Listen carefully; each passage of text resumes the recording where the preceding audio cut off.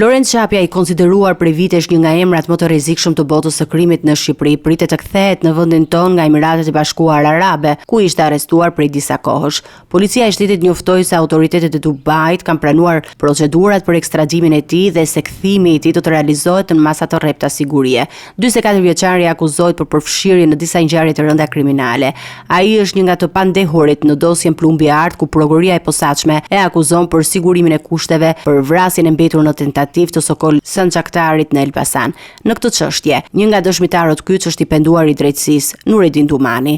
Një tjetër episod tragjik që rëndon mbi Çapjan është vrasja babi, biri, Nezir dhe Gentian Beqirit në vitin 2012. Gentian Beqiri ndodhej në arrest shtëpie në momentin e ngjarjes, por autorët arritën të hyjnë në banesë dhe t'i ekzekutojnë. Për këtë krim, gjykata e posaçme ka dënuar Florence Çapjan me burgim të përjetshëm në vitin 2023. Spak dyshon se Çapja ka qenë organizatori i vrasjes, i cili besohet të jetë pjesë një akmarrje për vrasjen e Sokol Çapjes në vitin 2005.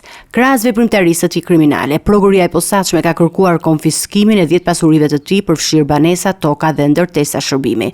Florence Çapja është i katërti personi ekstraduar nga Dubai pas emrave të tjerë të njohur si Plarender Vishaj.